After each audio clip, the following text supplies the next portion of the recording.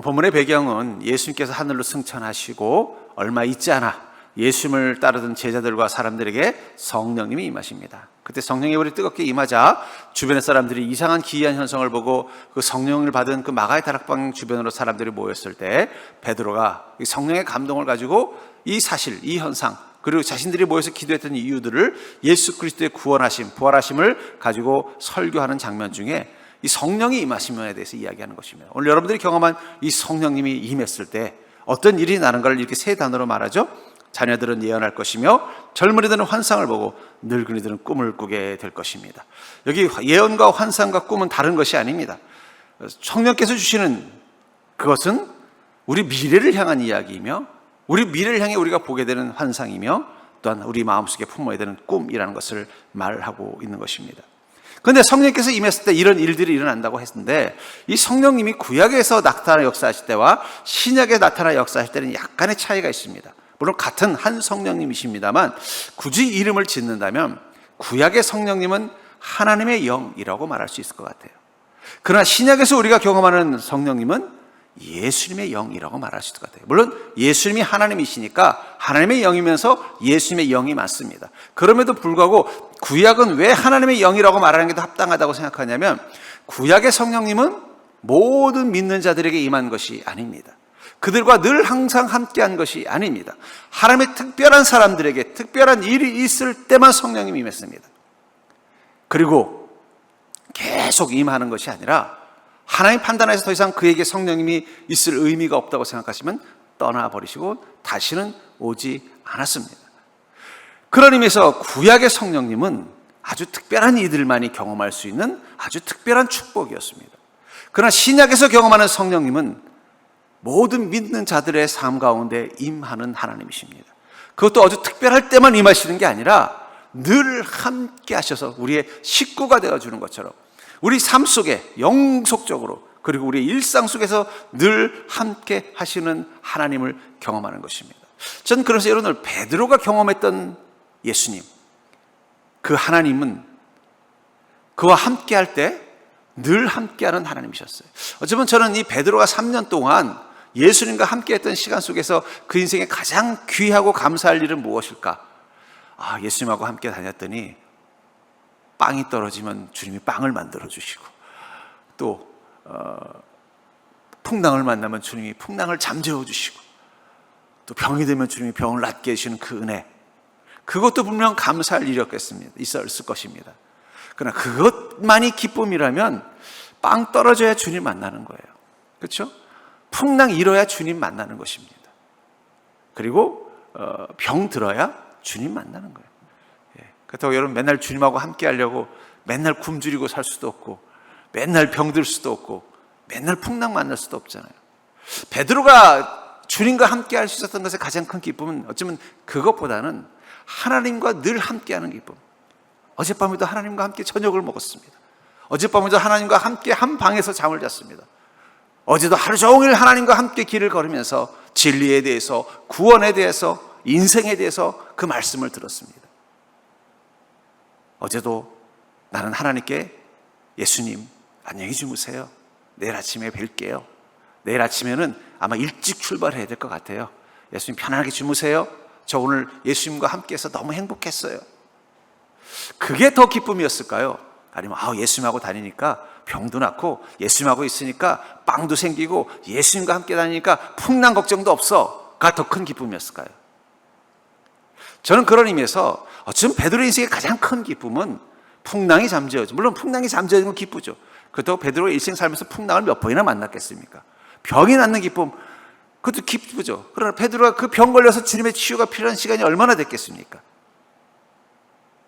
어쩌면 그의 가장 큰 기쁨은 매일매일 주님과 함께 살아가면서 주님과 함께 동행하는 그 일상의 기쁨이 아니었나 하는 생각이 듭니다.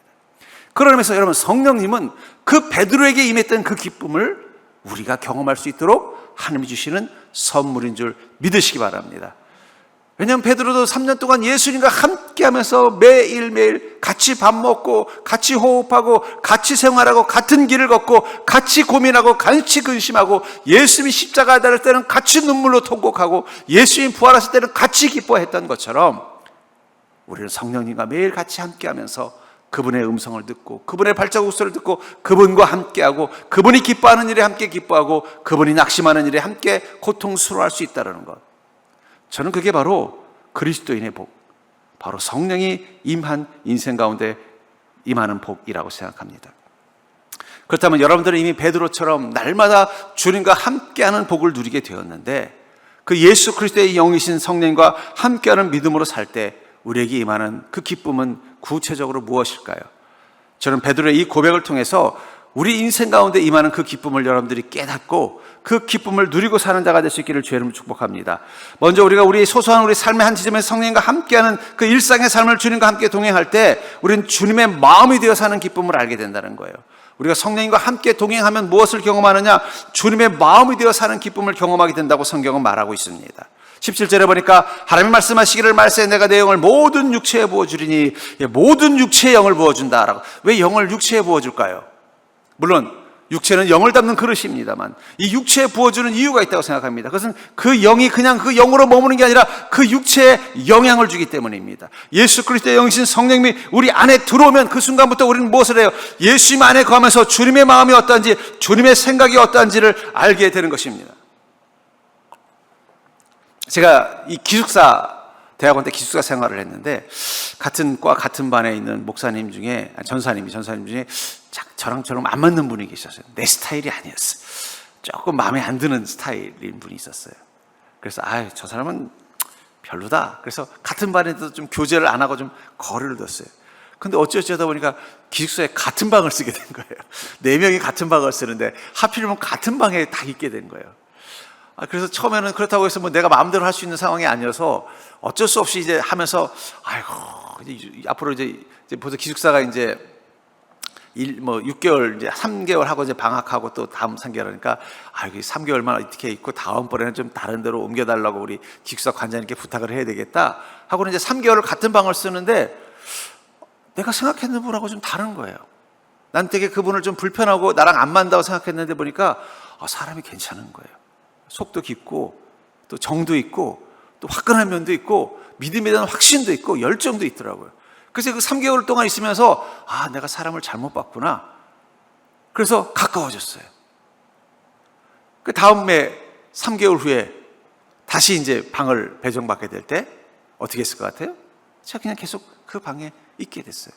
만약에 제가 그분이랑 3개월 동안 같은 방에서 잠을 자지 않았다면 저는 지금도 그분을 오해했을지도 몰라요.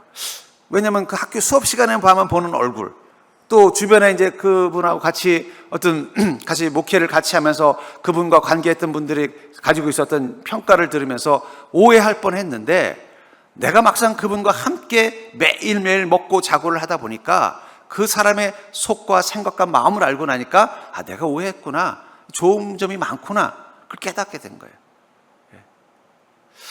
성령님이 우리 안에 계시다는 거, 성령이 우리 안에 3개월이나 있다면 여러분들은 어떻습니까? 베드로가 예수님하고 3년을 같이 다녔어요. 그럼 베드로는 예수님에 대해서 무엇을 알았을까요?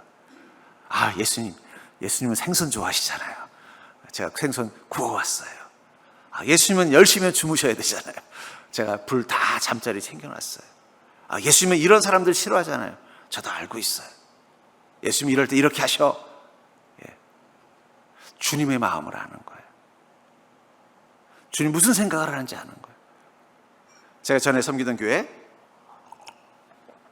담임 목사님을 거의 10년 가까이 비서실에서 섬긴 목사님이 계셨어요. 근데 그 목사님은 신기한 게 전화벨 소리만 들어도 누가 전화하는 줄 알아요. 전화벨 소리, 이거 목사님이 전화한 것 같은데, 그럼 진짜 담임 목사님이. 그렇다고 벨 소리를 다르게 한 게 아니에요. 10년을 가까이에서 늘 같이 있다 보니까 그걸 잊게 되는 본능이 생기더라고요. 그래서 이제 다른 동료 목사님들이 담임 목사님에게 뭔가 좀 문제를 좀 물어보고 이럴 때 어떻게 되는지 목사님의 의중을 알고 싶으면은 그 목사님한테 와서 그러는 거예요. 내가 지금 이거를 좀 사역에 기획하고 있는데 이거 목사님은 어떻게 생각할 것 같아요? 그러면 1차적으로 평가를 했는 거예요. 이거 목사님 싫어할 것 같은데, 이거 너무 좋아할 것 같은데, 그러면 어떻게 돼요? 그 얘기 듣고 이제 목사님 만나서 이제 거기, 만약에 싫어할 것 같다 그러면 이걸 어떻게 하면 좋겠냐면 목사님 이렇게 하면 좋아할 것 같다는 의견을 듣는 거예요. 그게 가능할 수 있었던 것은 그 목사님 뭐예요? 그 담임 목사님에 대한 마음과 생각을 읽을 수 있는 힘이 생겼기 때문이에요. 10년을 같이 하니까. 예. 여러분들 안에 계신 성령님, 여러분들하고 몇 년째 같이 살고 있습니까? 그분이 무슨 생각을 하는지, 그분이 무슨 마음을 가지고 있는지, 그분은 오늘 하루 무엇을 하길 원하시는지 여러분들 그 마음을 알고 계세요?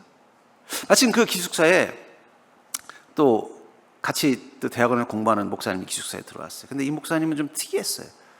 전사님이죠. 특이했어요. 선교사로 가신다고 하는 분인데, 첫째, 우리하고 말도 섞지 않아요. 늘 혼자서 나름대로 뭔가 신령한 분인 것 같으면 기도도 열심히 하고. 그래서 그분은 보니까는 기숙사에도 잠잘 때 들어와요. 하루 종일 밤늦게까지 수업을 듣고 어디 가서 기도실에 가서 기도하고 또 뭐 도서관에서 공부를 하시는지 한 10시쯤 돼서 이제 기숙사 문 닫을 때쯤 좀 들어와서 주무시거든요. 새벽 4에 마치면 또 싹 사라져요. 3년이 지났어요. 그렇게 3년을 보냈어요. 그러니까 전혀 그분에 대해서는 아무도 모르는 거예요. 나중에 이제 목사가 돼서 서로 만났는데 그분은 저를 모르더라고요. 같이 기숙사에 3년 있었는데 몰라요. 물론 같은 방은 아니었습니다만. 여러분들에게 성령님은 어떻습니까? 성령님은 여러분들을 알고 싶어하고 만나고 싶어하고 나누고 싶어합니다. 성령님은 여러분들이 성령님을 잘 알기를 원해요. 어떤 마음을 가지고 계시는지, 어떤 생각을 가지고 계시는지. 그것을 알게 되면 어떻게 돼요? 그 순간 우리 안에 생기는 특별한 기쁨이 있다는 것입니다. 갈라디아 4장 19절에 보면 나의 자녀들아 너희 속에 그리스도의 형상을 이루기까지 다시 너희를 위하여 해산하는 수고를 하노니. 바울 목사님은 목회를 뭐라고 말하냐, 갈라디아 교인들에게 너희들이 그리스도의 형상을 이루는 거라는 거예요. 여러분, 형상이라는 건 모형을 말하는 것입니다. 우리 얼굴이 예수님이 되는 게 아니에요. 우리 안에 성령 예수 그리스도의 영이 오셔서 그 성령이 우리 마음 가운데 주인이 되셔서 우리 삶을 다스리기 시작하면 우리에게서 나오는 행동과 태도와 말 속에 뭐가 있다는 거예요? 예수님을 닮은 모습이 있다는 거예요. 부전자전이라는 말 많이 듣잖아요. 왜 그렇습니까? 아버지의 모습이 있는 거예요. 말투가 그렇고 생김새가 그렇고 어떤 때 생각하는 거랑 식성까지 똑같을 때 우리는 뭐라고 말해요? 아이고 그에 비해 그 아들이야. 우리 안에 성령님이 계실 때 그 성령님이 내 안에 속에서 주님 예수 그리스도가 어떤 마음을 가지고 어떤 생각을 하시는 분인지를 우리에게 가르쳐 주십니다. 그것을 알고 살기 시작하면요, 그 순간부터 우리 인생을 바라보는 게 달라져요. 어떻게 달라져요? 아, 주님은 이렇게 생각하시겠구나. 저는 이 목회자가 되는 것의 가장 큰 기쁨 중에 하나는 뭐냐? 바로 주님의 마음을 알게 되는 것 같아요. 아이고 주님이 그래서 십자가에 달리셨구나. 주님이 그래서 저 가룟 유다를 그 발을 닦아주셨구나. 주님이 그래서 그 베드로를 갈릴리 호숫가에서 불러서 요한의 아들 시몬아 네가 날 사랑하느냐 말씀하셨구나. 주님이 그래서 그 죽은 나사로 앞에서 눈물을 흘리고 계셨구나. 주님의 마음을 알게 되더라고요. 제가 그 마음을 알게 되는 것은 내 안에 계신 성령님과 매일매일 대화하기 때문이에요. 같은 기숙사에서 3년을 같은 방을 쓰면요, 밤에 뭐 하겠어요? 이런 얘기 저런 얘기하면서 전사님은 어떤 목회 철학 가지고 계세요? 어떤 비전 가지고 계세요? 전사님은 가족이 어떻게 되세요? 어떻게 해서 신앙을 하시게 됐어요? 그러면서 서로에 대해서 알아가고 나중에는 식성도 알아가는 거예요. 전사님 고기 좋아하잖아요. 전사님 나물 좋아하잖아요. 3년을 같은 기숙사만 써도 그 사람에 대해 많은 것을 알게 되는데 여러분들은 성령님을 통해서 예수님에 대해서 얼마만큼 알고 계세요? 아니 어쩌면 제가 말한 그 이상한 건 아닐 것입니다만은 전혀 함께 그 같은 기숙사에 있는 또 동기들에게 관심이 없었던 그 목사님, 그 전사님, 관심이 없으니까 어떻게 돼요? 같은 곳에서 수업을 듣고 같은 방에서 잠을 자지만 한 번도 서로에 대해서 관심도 보이지 않고 말도 걸지 않고 세월이 지나서 만나도 같이 공부했다고는 하는데 서로에 대한 기억도 정보도 아무것도 없는 그런 것처럼 여러분들 안에 계신 성령님에 대해서 여러분들은 어떻게 알고 계시냐는 거예요. 내 안에 계신 그 성령님을 주님께서 우리 안에 부어주신 이유는 우리가 그 성령님을 통해서 예수 그리스도가 어떤 분인지를 알고 그분이 어떤 생각을 하는지 알고 그분의 마음과 생각에 대해서 우리의 삶을 행동으로 나타나는 것, 바로 우리에게서 예수 그리스도의 형상이 나타나게 하는 것. 그래서 바울 목사님은 또 갈라디아서 2장 20절에서 이렇게 말합니다. 내가 그리스도와 함께 십자가에 못 박혔나니 그런즉 이제는 내가 사는 것이 아니요 오직 내 안에 그리스도께서 사신 것이라. 이제 내가 육체 가운데 사는 것은 나를 사랑하사 나를 위하여 자기 자신을 버리신 하나님의 아들을 믿는 믿음 안에서 사는 것이다. 바울 목사님은 그 안에 성령님이 임하고 나자 그 다음부터 깨달았습니다. 내가 사는 게 아니라 내 안에 성령님이 사시는구나. 내 안에 성령님이 사시니까 그 다음부터 어떻게 돼요? 나를 위해서 사는 것이 아니라 성령님을 위해서 하루하루 살아가는 기쁨을 알게 된 거예요. 그리고는요, 하나님의 아들을 믿는 믿음 안에 사는 자. 내가 믿음으로 사는 이유를 뭐라고 말해요? 내 안에 계신 성령님, 그분의 마음이 되어 사는 기쁨이 바로 믿음 속에 있다는 것입니다. 전 그러면서 여러분들이 주님의 마음이 되어서 한번 살아보셨으면 좋겠어요. 이번 주 하루라도 좋습니다. 오늘은 철저히 내가 내 안에 계신 성령님의 마음을 한번 살아보자. 제가 몇 번 예언을 들었습니다만 우리 세 가족들은 다른 건 다 맞는데 이 음식이 안 맞아요. 그래서 밥 먹을 때 늘 갈등을 합니다. 그래서 그 다음부터 룰을 정한 게 뭐냐면 아침은 우리 딸이 메뉴를 어디 여행 가면, 점심은 우리 아내가, 그리고 저녁은 내가 메뉴를 정하는 걸로 했어요. 그럼 어떻게 돼요? 야, 오늘 아침은 네가 정하기로 했으니까 네가 먹고 싶은 거 말해. 그러면 아무 말 안 해요. 그러면 고민하다가 나 뭐 먹고 싶어? 그럼 가는 거예요. 또 여행 가면 또 하루는 우리 딸이, 둘째 날은 내가, 셋째 날은 우리 사모가 메뉴를 정하도록 했어요. 안 그러면 맨날 먹는 거 가지고 갈등이 생기니까. 그럼 어떻게 돼? 고민하면서 나 이거 먹고 싶어 그대로 가는 거예요. 한번 그런 것처럼 여러분들 안에 계신 성령님께 오늘은 내가 아무것도 안 하겠습니다. 오늘 내가 진짜 죽은 자라는 걸 한번 보여드리겠습니다. 성령님 말씀하시는 대로 하겠습니다. 한번 해보세요. 처음에는요, 아무 소리도 안 들릴지도 몰라요. 아무 소리도 안 들리면 그냥 가만히 계세요. 성령이 뭘 말씀하실 때까지 한번 가만히 있어 보세요. 그럼 내 안에 성령이 말씀하실 거예요. 야, 오늘 날씨 좋다. 밖에 좀 나가서 걷자. 성령님 그거 원하세요? 네, 걸을게요. 야, 오늘 교회 보니까 오늘 아무것도 없던데 교회 가서 거기 가서 좀 그 기도실에 가서 오늘 혼자 기도하자. 내가 요즘 나라를 위해서 기도하고 싶은데 네가 기도했으면 좋겠다. 성령이 원하세요? 기도하러 갈게. 야, 너 친구 아무개 지금 요즘 어렵던데 너 그거 기억하지? 아, 내가 지금 걔를 좀 위로해주고 싶다. 성령이 원하세요? 그렇게 할게. 한번 딱 하루라도 100% 내가 죽은 시간을 한번 경험해 보십시오. 이제는 내가 사는 것이 아니요 오직 내 안에 그리스도의 영이신 성령님이 사신다는 경험을 한번 해보세요. 그러면 그 다음부터 달라지는 게 뭐냐? 조금씩 성령님의 음성이 더 선명하게 들리기 시작합니다. 그리고 그렇게 성령님의 음성을 따라 하루하루 살아가다 보면 이제 주님을 알아가기 시작하는 거예요.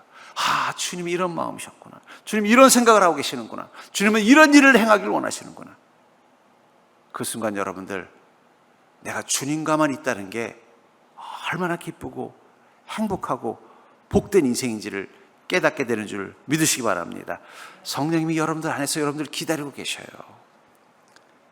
근데 그 기숙사에 3년 같이 있었지만 잘 때 잠깐 와서 자고는 또 새벽같이 나가버려서 수업 시간에도 말도 안 하고 자기 공부만 하고 싹 사라지는 그 전사님처럼 3년 같이 보내면 3년 지냈어도 서로 못 알아보는 거예요. 나는 아는데 그분은 기억을 못 하더라고요. 그럴 수밖에 없겠죠. 본인이 한 번도 우리에게 관심을 갖지 않았으니까. 우리가 성령에게 관심 안 가지면요, 나중에 천국 가서 성령님 뵈도 못 알아볼 수도 있어요. 야, 너랑 50년을 같이 살았는데 내가 너랑 90년을 같이 살았는데 어떻게 나를 못 알아보냐 그러면 어떡하실라 그래요? 지금부터 시작하십시오. 여러분들 성령님과 함께하는 훈련을 해보세요. 주님의 마음을 아는 기쁨을 한번 누려보시기를 주님 축복합니다.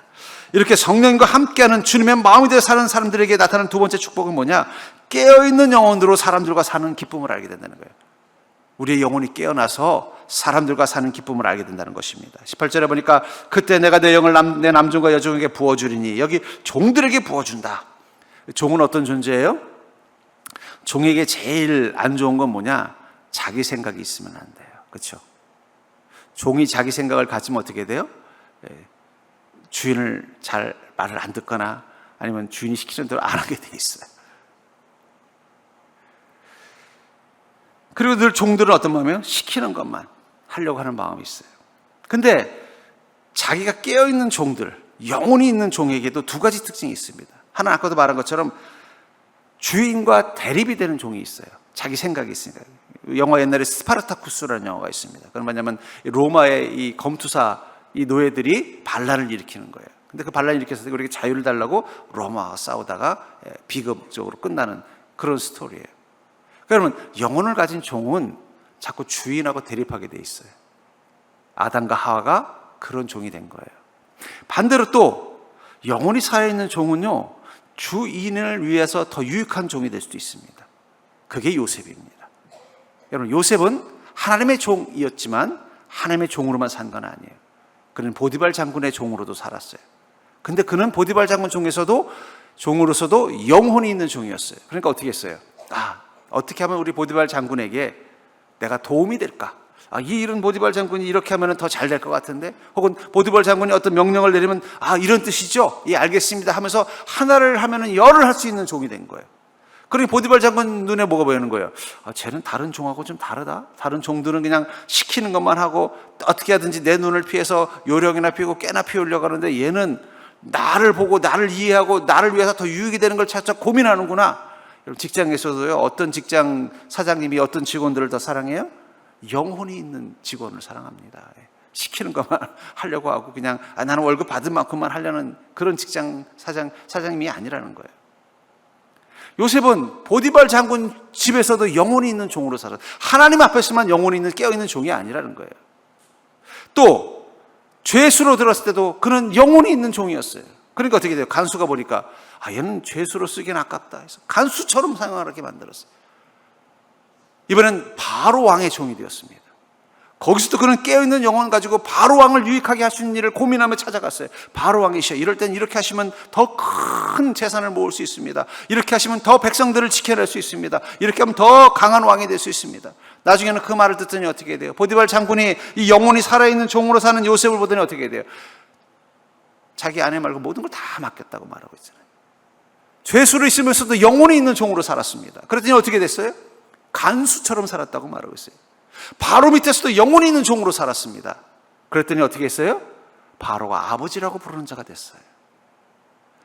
하나님께서 왜 종에게 부어준다고, 영을 부어준다고 말했을까요? 우리는 종이기 때문입니다. 우리는 피조물이기 때문이에요. 근데 그냥 수동적으로 기계적으로 어쩔 수 없이 충성하는 종이 아니라 영혼이 있는 종, 주님의 그 말씀과 은혜 앞에 기뻐하며 주님과 함께하는 것을 기뻐하는 종, 특별히 성령이 우리 안에 들어오는 그 순간 우리 영이 깨어나면 그때부터 우리는 어떻게 되는가? 영혼이 살아있는 자로 사는 것입니다. 어쩌면 현대인들의 가장 큰 문제는 영혼이 죽어 있어요. 저는 이 좀비 영화를 볼 때마다 그 생각이 돼요. 좀비는 따로 있는 게 아니라 우리 현대인들의 모습을 뭔가 과장되게 표현한 게 아닐까. 영혼이 없는 종, 다시 말해서 우리 영혼이 죽어 있으면 어떤 현상이 나타나느냐? 우리는 생존 모드로 갑니다. 컴퓨터로 치면은 생존 모드가 되는 거예요. 저한테 이 스마트폰이 있는데 이게 한 4년 됐어요. 그래서 배터리가 하루를 못 넘겨요. 그래서 배터리가 다 될 쯤 되면 뭐라면 안전 모드로 전환합니다. 이러면서 싹 가버려요. 그러면요, 시계 말고는 아무것도 안 되는 거예요. 가서 풀어줘야만 다른 기능을 쓸 수 있는 거예요. 여러분, 우리 안에 영혼이 죽어버리면, 영혼이 잠들어버리면 우리에게 나타나는 그 안전 모드에 되는 게 뭐냐면 생존 모드예요. 생존 모드가 가졌을 때 우리에게 가지고 나타나는 세 가지 특징이 뭐냐? 하나는 욕망이 강해져요. 그러니까 생존 모드, 영혼이 없는, 영혼이 잠든 사람들은요, 욕망에 충실하게 되어 있습니다. 쾌락에 집착해. 조그만 거라도 그 기쁘고 쾌락적인 것에, 현대인들이 왜 이렇게 재미를 추구하고 쾌락을 추구하느냐? 영혼이 잠들어 있기 때문입니다. 그리고 공격적이 됩니다. 자기를 지켜야 되는 안전 모드가 됐기 때문에. 근데 성령이 우리 안에 들어오면 어떻게 돼요? 이제는 생존 모드가 아니라 생명의 모드로 바뀌게 돼요. 그럼 그 순간부터 우리는 어떻게 돼요? 성령이 우리 안에 계시면서 우리를 그 하나님의 영을 가진 자, 꿈을 가진 자로 바꿔주신다고 말하고 있어요. 갈라디아 3장 26절부터 28절에 보면 너희가 다 믿음으로 말미암아 그리스도 예수 안에서 하나님의 아들이 되었으니 누군지 그리스도와 합하기 위하여 침례를 받은 자는 그리스도로 옷 입는 자니라. 옷 입었느니라. 너희는 유대인이나 헬라인이나 종이나 자유이나 남자나 여자나 다 그리스도 예수 안에서 하나니라.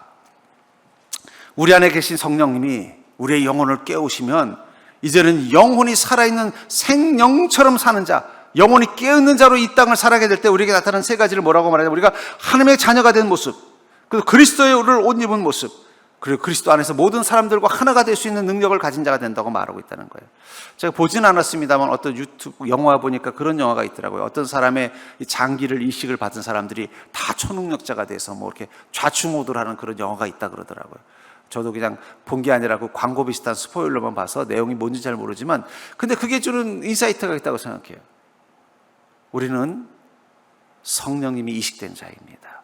예수 그리스도의 영이 우리 안에 들어온 자입니다. 그 순간 마치 거기 보면 그 영화에서 보면은 그 어떤 한 사람의 장기를 이식받고 났더니 그 사람이 가지고 있었던 초능력이 나타나서 뭐 어떤 사람은 뭐 손에 힘이 세지고 어떤 사람은 발이 빨라지고 뭐 그런다고 하는 것처럼, 우리 안에 성령이 우리 안에 계시다면 그 성령이 우리 안에서 우리의 영혼을 깨우는 자가 되면 그 순간부터 우리에게 나타나는 그 특별한 능력이 세 가지가, 하나, 첫 번째가 우리가 하나님의 자녀인 능력을 갖게 된다는 거예요. 여러분, 우리는 하나님의 자녀로 이 땅 가운데 사는 자라는 사실을 기억하시기 바랍니다. 두 번째로 그리스도로 옷 입은 자로 산다는 것입니다. 그리스도로 옷 입은 자라는 게 뭘까요? 제가 병원에 갔더니 아주 젊은 의사 선생님이 담당 의사더라고요. 나이를 보니까 뭐 20대 한 중반이나 30대 초반밖에 안 되는, 제 눈에는 거의 뭐 우리 아들 딸벌이죠. 근데 위험 있게 이렇게 차트를 보더니 뭐 이러면서 얘기를 하는 거예요. 목소리도 20대 뭐 이 젊은이 같은 목소리가 아니에요. 그럼 무슨 권위자처럼 얘기하는데 저는 또 거기에 대해서 어떻게 해야 돼요? 선생님이란 말을 꼭 붙여줘. 그래서 젊은이 이러면 큰일 나잖아요. 예 선생님 어떻게 하면 됩니까? 이거 이렇게 조심하시고 좀 뭐 식사 좀 조절하시고 약도 좀 잘 드시고. 근데 그 표정을 봤어요. 저 사람한테 가운을 벗겨놓으면 어떤 모습일까? 그 가운을 입고 있으니까 나이와 상관없는 그 의사의 권위와 의사의 품위가 느껴지더라고요. 그 여 앞에 앉아있는 분이 60대 가까이 된 오랜 경륜을 가진 의사라도 똑같은 모습일 것 같은 거예요. 그러다가 이제 치료를 마치고 나오는데 그분을 또 만났어요. 근데 보니까 퇴근하나 봐요. 이번에는 평상복을 입고 비슷한 또래 젊은이들하고 같이 가는데 보니까 같은 의사들인가 봐요. 얘기하는데 보니까 딱 20대예요.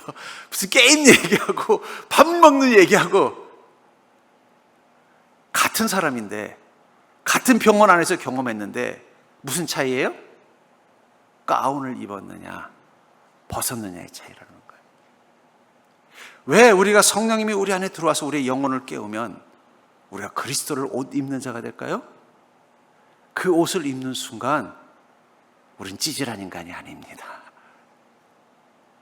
그리스도를 옷 입는 순간 마치 이제 20대 후반 혹은 30대 초반밖에 안 되는 그 젊은 의사지만 가운을 입는 순간 그에게는 어떤 우리가 범접할 수 없는 포스와 아우라가 느껴지는 거고, 그의 말에 순종해야 될 것 같은 그런 강함이 느껴진다면, 우리가 그리스도를 옷 입고 사람들을 만난다면 어떤 일들이 일어날까요? 어쩌면 왜 내가 예수를 만났는데 내 인생은 이렇게 초라합니까? 왜 사람들은 내가 예수님을 만났는데도 나에 대해서 이렇게 대우합니까? 어쩌면 우린 예수님을 만났지만 그리스도의 옷을 안 입고 있는 거 아니에요? 만약에 제가 어느 병원에 갔는데 똑같이 20대 후반, 30대 초반의 의사인데 머리는 레게 머리를 하고 옷은 청바지인데 무릎 찢어진 청바지를 입고 뭐 야하게 뭐 귀걸이를 하고서 앉아가지고 청진기를 가지고 진찰한다 그러면 제가 그 진찰할 맛이 나겠습니까? 이 사람이 가짜 아니야? 돌팔이 아니야? 내가 이 사람 말 들어도 돼? 아마 어쩌면 의사를 바꿔달라고 하거나 다른 사람을 찾자고 할 거예요. 옷 하나 중요한 것입니다. 주님은 뭐라고 말씀하세요? 성령님이 우리 안에 들어오시면 우리는 그리스도를 옷 입는 자가 된다는 거예요. 근데 여러분들 사람들 만나러 갈 때, 여러분들 일상생활 때 뭐 입고 가세요? 옛 사람의 그 찌질하고 겁 많고 연약하고 두렵고 무지한 그 옛 사람인 내 모습의 옷을 입고 나가는 거 아니에요? 나가면서 그래요. 왜 예수님 만나도 나는 이런 대우를 받아야 돼요? 제 옆 사람 보고 인사 볼까요? 내일부터 무조건 그리스도를 옷 입고 나가십시오. 우리가 그리스도를 옷 입어야 사람들이 우리를 두려워하는 거예요. 당신은 뭔가 다른 것 같습니다. 제가 이 목사다 보니까 저도 모르게 이제 목사로서의 습성이 나타나잖아요. 그럼 바깥에서 우연히 어디 가서 뭐 알게 되고 인사하거나 또는 우연히 뭐 어떻게 뭐 엘리베이터에서 타서 이렇게 인사하는 이유 보면요, 꼭 물어보는 게 뭐냐면 뭐 하시는 분이세요를 꼭 물어봐요. 왜 그럴까요? 아니, 뭔가 좀 다른 것 같은 거예요. 제가 다른 거겠어요? 제가 그리스도를 옷 입은 옷을 벗지 않았기 때문이에요. 여러분들이 사람들로부터 또 여러분들의 인생을 정말 구원받은 자답게 그 부활의 은혜와 능력을 누리는 삶을 살려면 제일 중요한 건 여러분들 안에 계신 그 성령님께서 여러분들에게 입혀주시는 그 그리스도를 옷 입고 여러분들의 삶을 향해 나가는 것입니다. 그것을 뭐라고 말하느냐? 그 믿음으로 사는 게 바로 그리스도를 옷 입는 거라는 거예요. 그 순간 너희는 유다인이나 헬라인이나 종이나 자유인이나 남자나 여자나 다 그리스도 예수 안에서 하나이니라. 서로가 서로를 하나가 될 수 있는 것. 아까도 말한 것처럼 영혼이 죽은 사람들, 생존 모드로 사는 사람들은요, 욕망이 충만합니다. 여러분들 우연히 누구를 알게 되는데 그 사람이 욕망이 많거나 욕심이 많으면 친해지고 싶으세요? 안 친해지고 싶으세요? 당연히 안 친해지고 싶죠. 아우, 저 사람 너무 욕심 많아. 피하고 싶은 거예요. 쾌락에 집착합니다. 여러분들 우연히 알게 된 소개를 받는데 보니까 이 사람이 너무 쾌락적이야. 그럼 가까이 하고 싶으세요? 안 가까이 하고 싶으세요? 안 갖고 싶어요. 공격적이야. 조금만 있으면 시비 걸고 화를 내고 막 누군가를 미워하고. 그럼 여러분 그 사람 친하고 지내고 싶으세요? 안 친하고 지내고 싶으세요? 우리가 영혼을 잃어버리면 생존 모드가 되는 게 바로 이 세 가지가 나타나게 되는 거예요. 그게 생존 모드예요. 살아남기 위해서, 생존하기 위해서 더 욕망에 집착하고 더 쾌락에 집착하고 더 공격적이 되는 거예요. 그런데 그리스도를 옷 입게 되면요, 달라지죠. 그리스도의 마음이 되니까 어떻게 돼요? 욕망이 아니라 가치를 추구하는 거예요. 쾌락이 아니라 절제를 추구하는 거예요. 공격이 아니라 온유를 추구하는 거예요. 그리스도를 옷 입게 되니까. 아무리 게임 좋아하고 힙합 좋아하고 놀기 좋아하더라도 가운을 입은 의사는 의사다워질 수밖에 없는 것처럼 그리스도를 옷 입고 살아야만 우리의 모습이 세상 가운데 어떻게 돼요? 저 사람하고는 가까이 하고 싶다. 저 사람하고는 친구가 되고 싶다. 변하는 것입니다. 전 여러분들이 이미 안에 계신 그 성령님을 통해서 그리스도의 옷을 입은 자로 사는 인생 되길 주님 축복합니다. 세 번째 기쁨은 뭐냐? 바로 하나님의 꿈 가운데 있는 존재라는 기쁨이라는 거예요. 나는 하나님의 꿈 가운데 있는 존재구나. 이 기쁨이 우리 가운데 임한다고 말하고 있습니다. 19절부터 21절에 보니까 또 내가 위로 하늘에서는 기사를 아래로 땅에서는 징조를 베풀리니 곧 피와 불과 연기로다. 주의 크고 영화로운 날이 이르기 전에 해가 변하여 어두워지고 달이 변하여 피가 되리라. 누구든지 주의 이름을 부르는 자는 구원을 받으리라 하였느니라. 여러분들, 이 땅은 하나님의 피와 불과 심판의 징조가 올 거라고 말하고 있습니다. 요즘 뭐 어떤 혹자들은, 어떤 전문가들은, 지식인들은 앞으로 미래에 좋은 일들, 유토피아를 얘기하지만 저는 믿지 않습니다. 아무리 AI가 발달해도 좋은 일이 나지 않을 겁니다. 왜냐하면 하나님이 계획한 계획 속에는 심판이 임할 것이기 때문이에요. 근데 감사한 건 그 시간을 뭐라고 표현하고 있어요? 주의 크고 영화로운 날. 하나님께서, 예수님께서 이 땅 가운데 왕으로 임하시는 그날이고, 누구든지 주의 이름을 부르는 자는, 우리는 주님의 이름을 부르는 자로 그 자리에 산다는 것입니다. 전 그러면서 우리가 성령님으로 산다는 것은 바로 하나님께서 오실 그 크고 영화로운 날을 소망하면서 오늘도 주님의 이름을 부르며 사는 인생, 그리고 그런 인생을 살게 됐을 때 우리 인생 가운데 나타나는 특징 중에 하나가 뭐냐? 에베소 1장 11절부터 12절에 보면 이렇게 말하고 있습니다. 모든 일을 그의 뜻의 결정대로 일하시는 하늘 이의 계획을 따라 우리가 예정을 입어 그 안에서 기업이 되었으니 이는 우리가 그리스도 안에서 전부터 바라던 그 영광의 찬송이 되게 하려 하심이라. 우리가 예수 그리스도를 구주로 영접하고 우리 안에 성령님이 임하시고 성령이 우리의 영혼을 깨워서 그리스도를 옷 입은 자로 산 영으로 생명과 같은 자로 살게 하는 그 순간 우리 인생 가운데 나타나는 특징을 뭐라고 말씀하시냐? 하나님의 뜻이, 하나님의 결정이, 하나님의 계획이, 하나님의 예정이 우리를 통해서 이루어지는 삶을 살게 된다는 거예요. 저는 이것을 보면서 그 영화 한 편이 떠올랐어요. 여러분, 윤여정 씨라는 유명한 배우 아시죠? 그분이 얼마 전에 그 미국의 아카데미 오스카 여우주연상을 받았습니다. 원래 이 아카데미 상은요, 외국인 배우에게는 상을 안 주는 걸로 유명한데요. 근데 그 윤여정 씨가 한국 배우로는 최초로, 그것도 아시아 배우로는 최초로 여우주연상을 받았어요.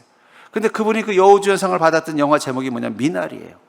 미나리라는 게 뭐냐면은 미국으로 이민 간 한국 여인, 순자라는 여인이 겪은 그 6.25와 고통과 아픔과 가난 속에서 겪었던 그 아픔을 이렇게 담담하게 다루는 그런 영화예요.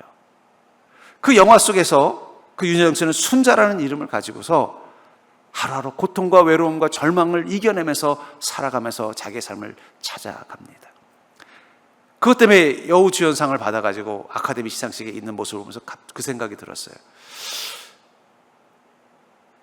저 아카데미 시상식에 있는 윤여정 씨가 진짜인가?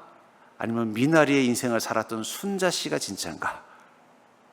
어디가 진짜예요? 윤여정 씨가 진짜니까 우리는 뭐라 그래요? 아유, 저 사람 참 복 많네. 야, 어떻게 또 아카데미 여우주연상을 한국 여배우가 받고 참 행복하네. 뭐가 진짜이기 때문이에요? 아카데미 상을 받은 윤여정 씨가 진짜고 미나리의 순자가 가짜라는 걸 알기 때문에 우리는 기뻐하는 겁니다. 그걸 보다 또 그 생각이 들었어요. 이 땅에서 그 미나리에 나오는 주인공 같은 순자와 같은 인생을 산 것이 진짜인가? 아니면 저 천국에서 너의 인생은 여우주연상감이야 하면서 주님께서 금면류관을 씌워주는 게 진짜인가? 어떤 게 진짜세요? 여러분 사람 한번 볼까요? 당신은 순자십니까? 윤여정십니까? 제가 그 생각이 들더라고요. 바울 목사님이 디모데후서 4장 17절부터 8절에 이렇게 말씀하십니다. 나는 선한 싸움을 싸우고 나의 달려갈 길을 마치고 믿음을 지켰으니 이제 후로는 나를 위하여 의의 면류관이 예비되었으므로 주 곧 의로우신 재판장이 그날에 내게 주실 것이며 내게만 아니라 주의 나타나심을 사모하는 모든 자에게 도니라. 바울 목사님은 이 성령님이 내 안에 들어오는 그 순간 내가 살아야 되는 그 모든 시간들은 선한 싸움을 싸우고 내게 달려갈 길을 마치고, 왜 달려갈 길이라는 얘기 뭐예요? 그 길이 이미 예비되고 예정되고 기획되어 있다는 것입니다. 누가 기획한 거예요? 하나님이. 에베소서 아까 1장했잖아. 모든 일을 그의 뜻의 결정대로 일하시는 이의 계획을 따라 우리가 예정을 입어 그 안에서 기업이 되었으니, 여러분 우리가 성령이 우리 안에 들어오는 그 순간 여러분들의 인생의 무대는 세상 사람들과 달라졌습니다. 왜냐하면 여러분들의 인생에 대한 기획을 누가 했어요? 하나님이 기획하신 거예요. 각본은 누가 썼습니까? 예수님이 각본을 쓰신 것입니다. 구원의 각본을 따라 우리 삶을 살게 하신 것입니다.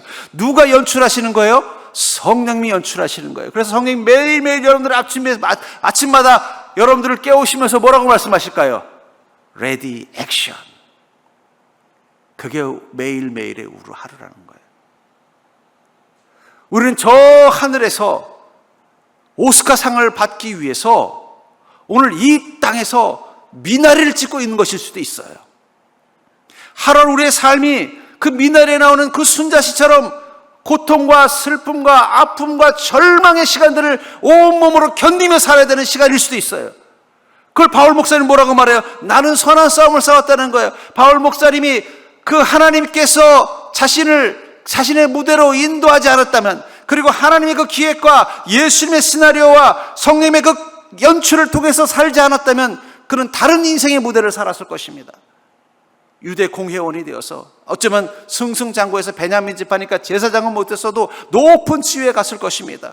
풍요와 기쁨과 만족을 이 땅 가운데 누리며 살았을 거예요. 그런데 어느 순간 하나님이, 예수님이 자기를 픽업한 거예요. 자기를 컨택한 거예요. 너를 내 무대에 세우고 싶다고 말하신 거예요. 그럼 그 안에 성령이 들어오셔서 매일매일 레디 액션을 말씀하시는 거예요. 그 액션을 따라서 그는 십자가의 고통을 향해 나가려고 한 것입니다. 감옥에도 들어가고 매도 맞고 자신이 원하지 않은 곳에 가서 복음을 전하고 자신을 따르고 살아가던 사람들에게 원수가 되고, 그 인생을 뭐라고 말해요? 선한 싸움을 싸우고 나의 달려갈 길을 마치고 믿음을 지켰으니 이제 후로는 나를 위하여 의의 면류관이 예비되었으므로. 나의 진짜는 아카데미 무대라는 거예요.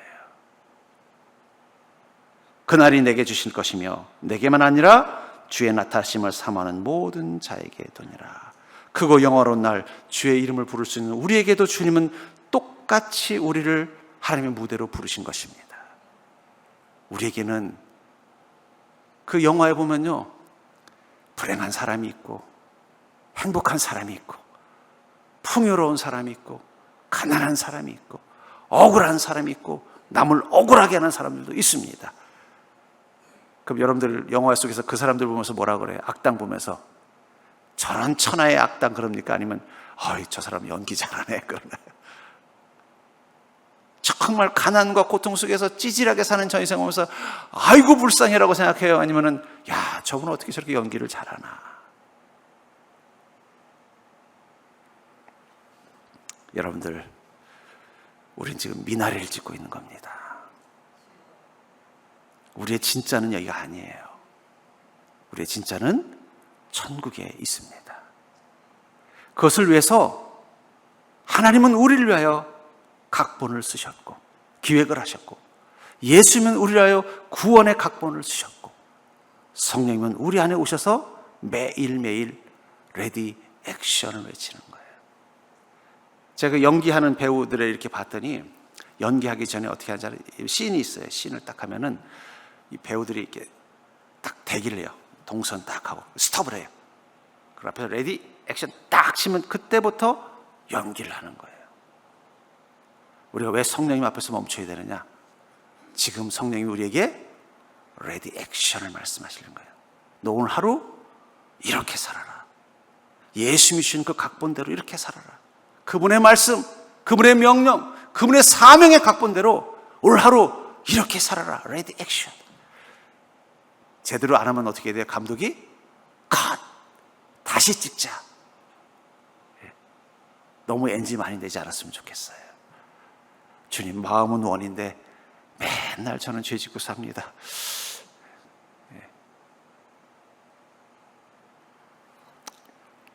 특별히 우리 시대는 고통을 회피하는 시대입니다. 조그만 불편한 고통스러운 게 있으면은 피하려고 해요. 하지만 중요한 건 우리가 주님의 무대에 섰을 때 주님 우리가 인생의 무대에서 고통을 견뎌내는 연기를 하길 원하실 수도 있다는 거예요. 성경에 나오는 위인들, 예수님의 제자들은 자신들이 성령님의 그 연출을 통해서 하나님의 무대 위에 선자라는 걸 깨닫는 그 순간 매일매일 성령님이 레디 액션을 하면서 자신의 인생에 감당해야 되는 그 고통을 향해서 두려워하지 않고 갔어요. 왜냐하면 선한 싸움을 싸우고 나의 달려가기를 다 가서 내가 온전한 믿음을 지켜야만 저 천국에 나를 위한 오스카 시상식이 기다리고 있다는 것을 믿었기 때문입니다. 요즘 제가 유튜브가 이렇게 가끔씩 제가 보면요, 참 유튜브에 장점이 있어요. 그건 뭐냐면 우리의 평범한 일상이 나름대로 조명받는다는 거예요. 제가 최근에 재밌게 보는 게 뭐냐면 아버지하고 딸이 맨날 티격태격하는 그런 유튜브예요. 별것도 아니에요. 뭐 옷 가지고 싸우고 복장 가지고 싸우고 먹는 거 가지고 싸우고 아무것도 아닌 거 가지고 이놈의 지지배 하면서 딸내미 때리면 또 딸내미는 한 대 맞고 가서 또 복수하고. 근데 그게 조회수가 200만인 거예요. 그래서 우리가 늘 사는 평범한 삶, 그게 왜 이게 사람들에게 200만의 조회수가 될까 하면서 보다가 문득 그 생각이 들었어요. 저 천국에도 유튜브 같은 게 있다면 하나님도 천사도 예수님도 뭘 재밌게 보실까요? 멋진 영웅들? 위대한 천재들? 여러분들이 매일매일 살아가는 그 아버지와 딸이 맨날 티각티각하는 그 유튜브처럼 그냥 그 평범한 일상들을 볼 거예요. 아마 천국에 있는 건 유튜브가 아니라 가티브일 것 같아요. 거기에 여러분들이 지금 나오고 있습니다. 조회수가 얼마나 나올지 궁금해요. 성령님이 여러분들 안에서 지금 매일매일 찍고 있어요. 제가 유튜브를 보면서 도대체 이 유튜브는 어떻게 찍나 이렇게 보니까 그냥 거기 출연하는 사람들이 카메라 놓기도 하고 뭐 때로도 한 명도 같이 있지만 너무 자연스러운 연기를 하는 거 보면 그건 대본이 있는 게 아니에요. 그냥 자기의 평범한 일상을 카메라에 오픈했을 뿐이라는 거예요. 창을 만들어준 거죠. 여러분들 안에 계신 성령님이 여러분들의 매일매일을 찍고 계세요. 이왕 성령님께서 여러분들의 인생을 보시고 찍으신다면 조회수가 좀 많이 나오게 해야 되지 않겠어요? 어떻게 하면 많이 나올까요? 그건 성령님이 내 안에 계셔서 우리가 주님의 마음을 알고 주님의 뜻을 알고 깨어있는 영혼이 되어서 하나님의 자녀답게 예수 그리스도를 옷 입고 사는 모습으로 살고, 내가 하나님의 무대 위에 선 자라는 마음을 가지고 하나님 내게 어떤 인생의 배역을 맡기더라도 두려워하지 않고, 설령 그것이 마치 미나리에 나오는 그 순자씨처럼 불행하고 고통스러운 일들이 연속인 인생의 역할을 맡기더라도 그 안에서 믿음을 지키고, 그 안에서 성령의 은혜를 지키고, 그 안에서 천국의 소망을 지키고 사는 모습을 살면 우리는 저 천국에서 오스카상을 받을 것입니다. 또 한 주도 여러분들의 일상은 저 하늘의 까티브에서 올라올 것입니다. 조회수 한번 올립시다. 이 땅에도 조회수 올리면 뭐 상도 준다 그러는데, 우리가 이 땅에 재주는 없지만 저 천국에서 우리가 사는 그 일상에 우리가 성령의 충만한 모습 가지고 살아가는 그 모습, 오늘부터 매일매일 성령이 여러분들의 마음 가운데서 레디 액션이라고 외치는 그 소리를 들으면서 하루로 살아갈 수 있는 복된 인생이 될 수 있기를 주의 이름으로 간절히 축원합니다.